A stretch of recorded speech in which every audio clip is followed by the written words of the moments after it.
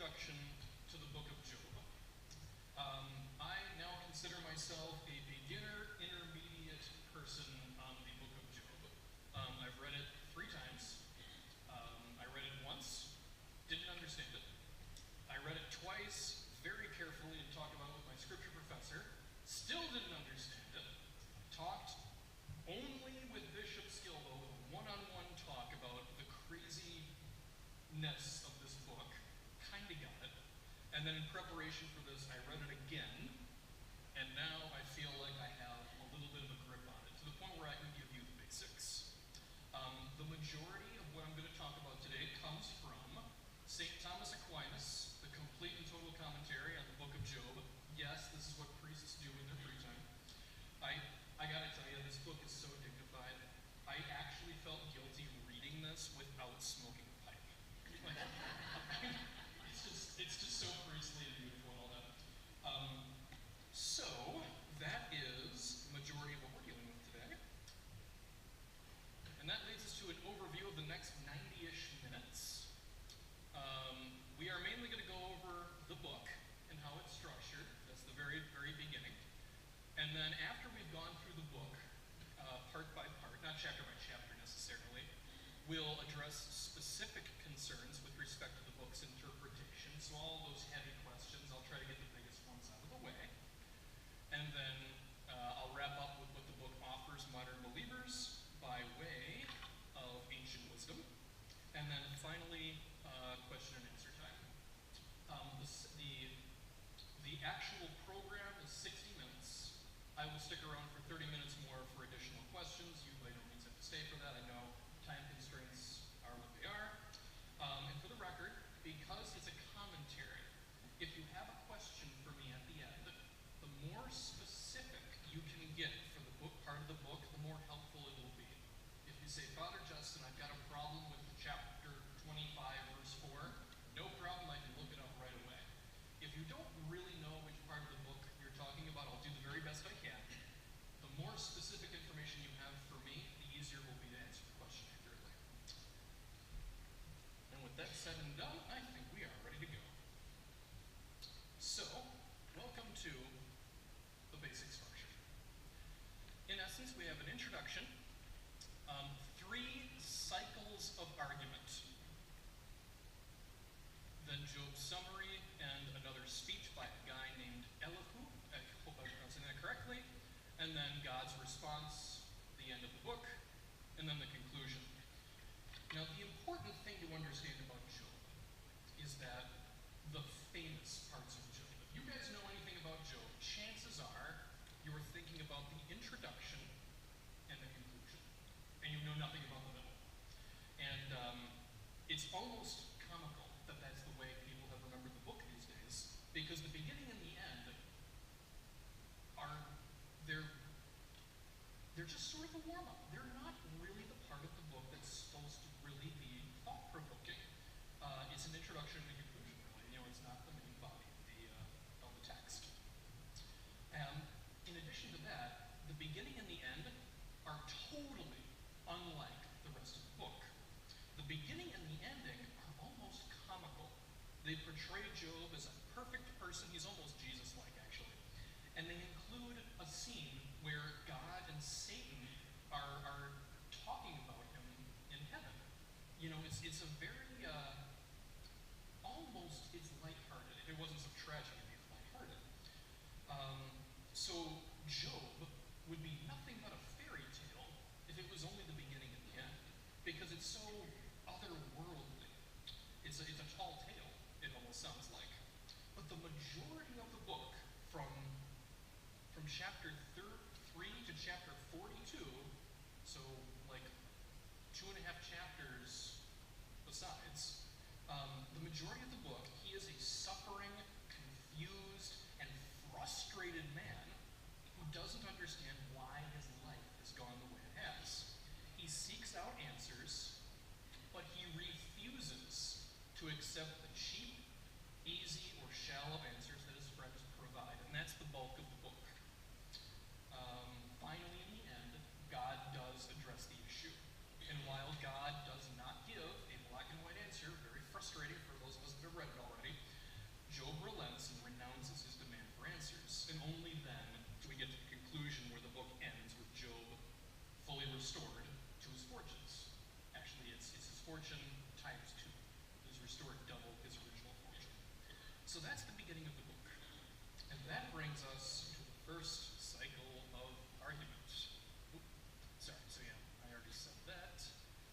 Satan converse in heaven, and God allows Job to be placed in Satan's power to test his faith.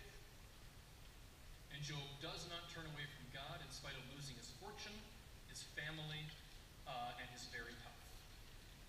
He doesn't lose his wife, actually, but he loses all of his children, all of his fortune, and he becomes, diseased and leprous.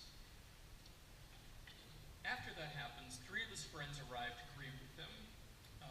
Eliphaz, Bildad, and Zophar. Don't name your kid Bildad. He's not a good character. Zophar is okay. I'll get to him a little bit later. They come up and they just grieve with him for a while. But after a while, they start discussing Job's situation. And they are trying to help him. We'll get into how they don't really succeed at that a little bit later. But they are here for the right reason. They are trying to help. And so that's my little thing from the Lego Bible. I know you can't see it on the screen, but Job is saying, "You speak like a foolish woman." He's talking to his wife. "Shall we accept what is good from God and not also accept what is evil?" So this is the part of the book where most people know it and understand it.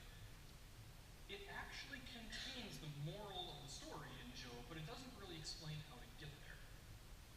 So, for that, we got to get into the real human stuff, the cycles of argument. And without further ado, Eliphaz speaks first. Job's first friend calls Job out on the sin of impatience and assures Job of sinning, because he says the innocent are protected by God. The innocent do not perish. Therefore, Job must be sinful. He must be guilty of something, which would be presumption, essentially. So Job responds that his venial sins must surely not weigh down this much. Like, his afflictions are vast. And he's saying, if I'm guilty of something, maybe, but nothing in contrast to this. And furthermore, he says, if afflictions were solely based on sins, then why are so many of the wicked flourishing during their lifetimes? So no, Job says sinfulness cannot be the full and complete answer. Okay? So right now we have one friend saying, well, Job, we're sorry that you're going through all this, but Job, if you're being blasted by God like this, there's got to be a reason. What did you do? And Job is trying to say, I didn't do anything. At least nothing that warrants this kind of response from God. After him comes Bildad's first speech. He says that the justice of God is good. If God does not uphold justice, well, then clever or aggressive men would be able to pervert justice. So if you trust in the Lord, justice will be yours again, soon. And Job says, oh yeah, totally with you on that. God is wonderful and beyond reproach for the sake of justice. He is almighty in power. But his situation, Job's situation, is in no way improved. Because now, if he's wicked, he's doomed. Because he's obviously earned God's wrath. And if he's not wicked, he's still doomed because he still doesn't understand why he's suffering this badly. Therefore, he says he's doomed by dread and confusion. And if only this life is real, then no one can determine the cause of suffering for the just. So, unfortunately, my picture was lower resolution than I wanted. It's a confusion picture where the guy is all scrambled in his thoughts. Job is saying, I don't understand. I'm trying to be good. So, whether God's act is just or unjust, I'm still in a whole heap of trouble. So after Bildad and Job have that talk, it comes to Zophar. Zophar, for his first attempt to get Job to see the truth, he says, surely, Job, you have to be guilty of something.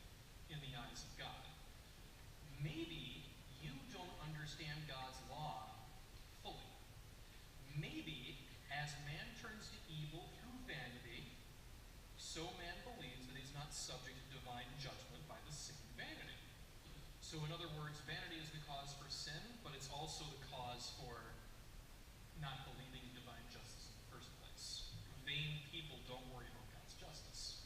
So he says, Job, if you put away your vanity and turn back to God, everything's going to be fine.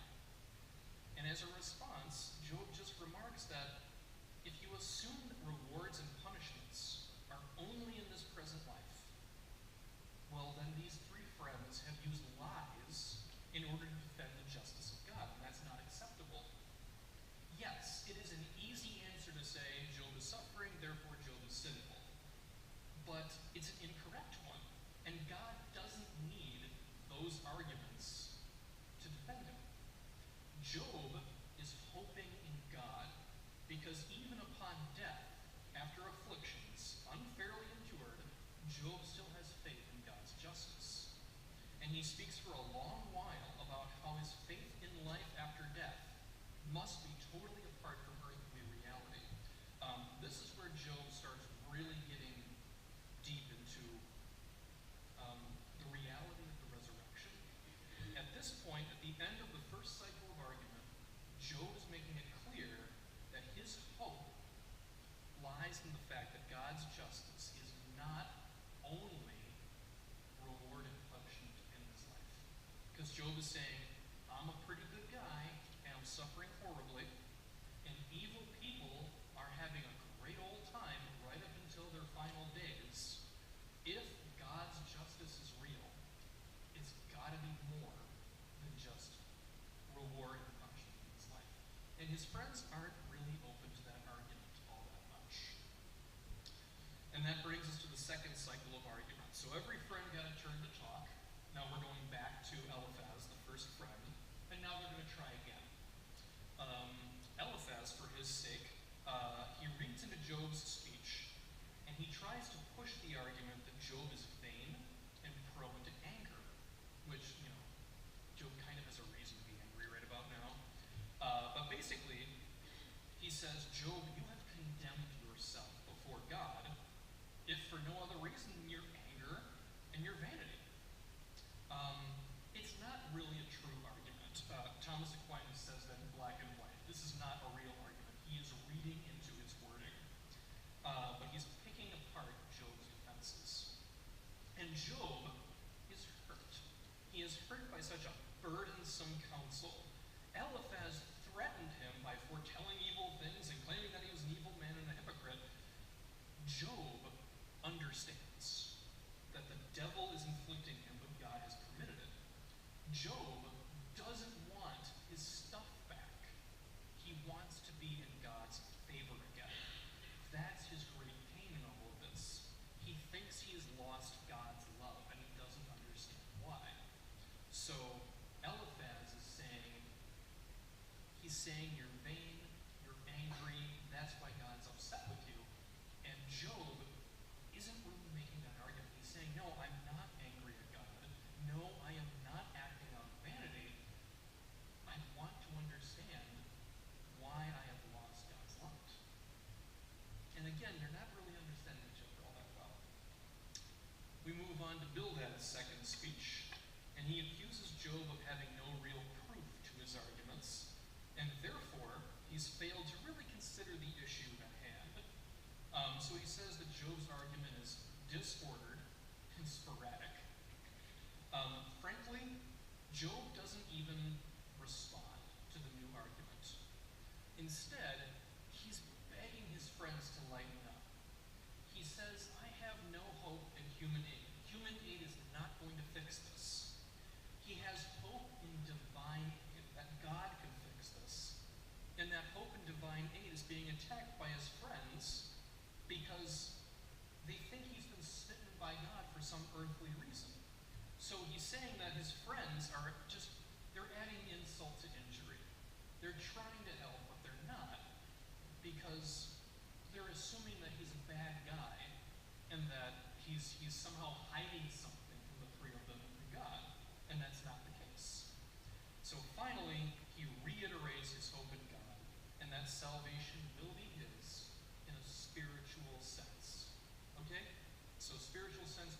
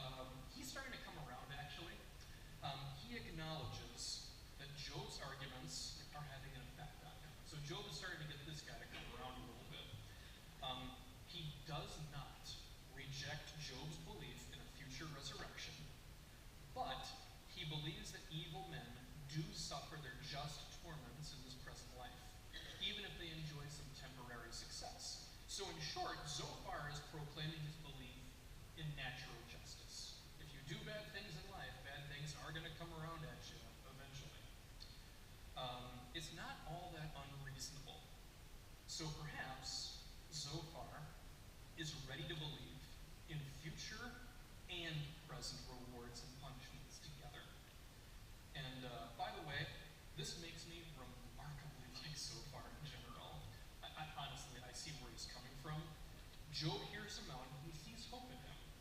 Job makes his case not for his innocence, but for the ultimate judge of good and evil. Job is making it clear that evil men in this life quite often avoid any and all torments right up until the end of their lives. Natural justice is good when it works. It is satisfying when bad people get caught for their crimes. But it doesn't always work out that way. And if evil people can thrive without limit in spite of justice, then good people must also suffer without limit. And therefore justice must exist on some different level from this reality around us. So again, the two of them are really, they're starting to connect. But there is no guarantee in life. That's part of what Job is kind of coming from. If the just can suffer terribly, and if the unjust can thrive without any problem, then this life will not ever be the place where ultimate justice can thrive.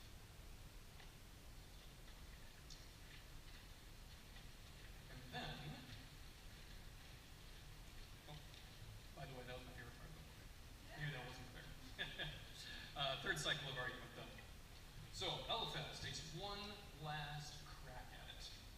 Eliphaz moves on to his final argument, and he proposes the idea that Job is guilty of sins of omission rather than commission. So once again, he is saying, Job, you are going to be fine as long as you acknowledge your sins and turn back to God. So Eliphaz, really you just get the impression that Eliphaz is just convinced that Job is secretly a bad person.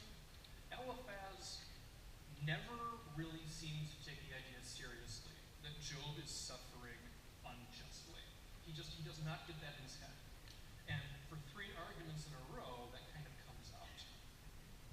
He certainly promises temporal and spiritual goods for conversion, but Eliphaz still only promises them in this life. Eliphaz has no patience for some future resurrection where everything's going to work out. He doesn't have any patience for any of that.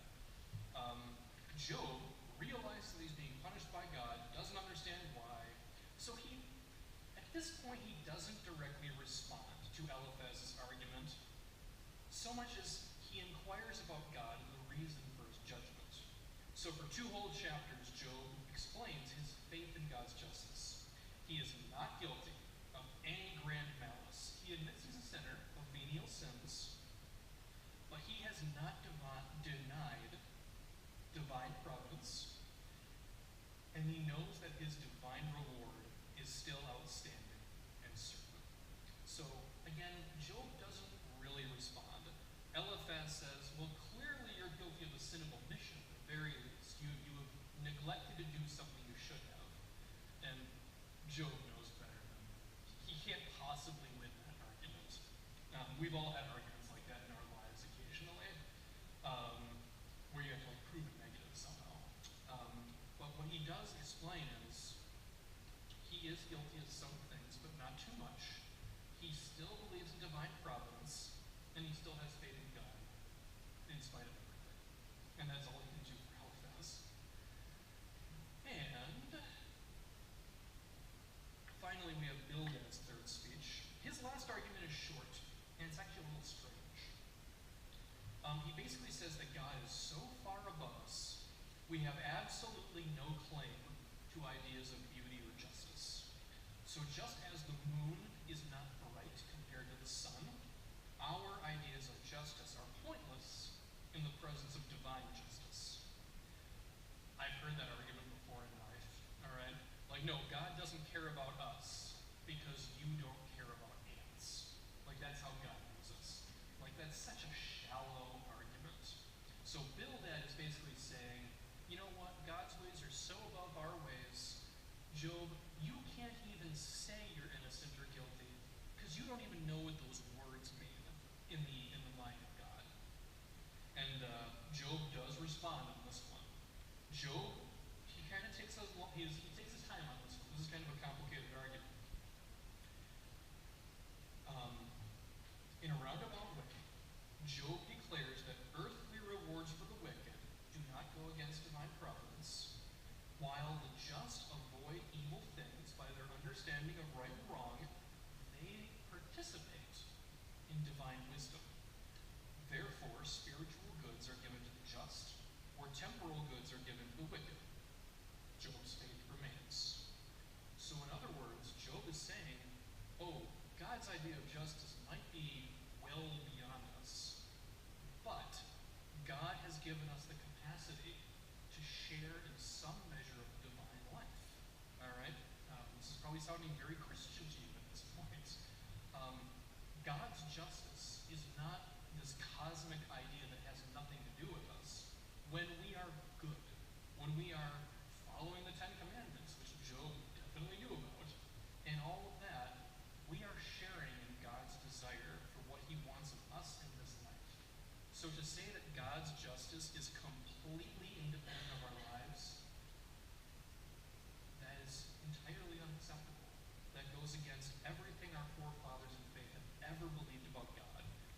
Christians, Jews, everything. The person who believed in God, like Bildad is saying, is like Aristotle. Aristotle talked about God as the great unmovable mover. The unmoved mover. Yeah. So he has this cosmic origin God, but he makes it clear that God doesn't care about any particular detail. He's just the origin of the universe. That is not our faith, and Job knows it. Anyway, fascinating stuff for me anyway. And after this, Job summarizes his stance over 3 chapters. I'm not going to go through that with you today. His overall statement isn't terribly summarizable, but he basically covers what he already said in the arguments. He discusses why he truly believes he's innocent of any serious sin overall. Next, we've got this guy called Elihu. I think I'm pronouncing that correctly. Who knows? Elihu has apparently just been sitting there this entire time. I don't think he's anywhere in the introduction. He might be there for like one thing. He doesn't say a word until now.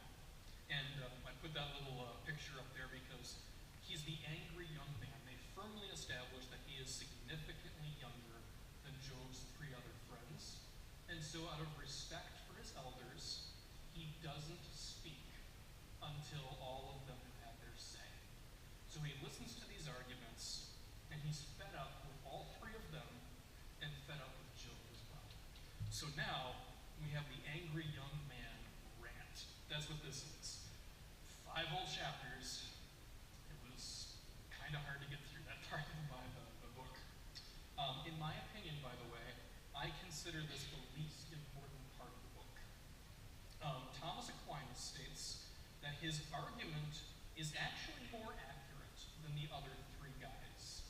He's pretty close, actually, but he brings very little new to the conversation. He merely attempts to defend God's honor, and he reiterates the idea that Job has got to be more sinful than he seems. So, yeah, not too much new information, and Elihu really cares about God's justice. And in his mind, he's a lot like Eliphaz. For him and Eliphaz, it only makes sense if Job is guiltier than he's made himself out to be. That's basically what it boils down to. For this one, Job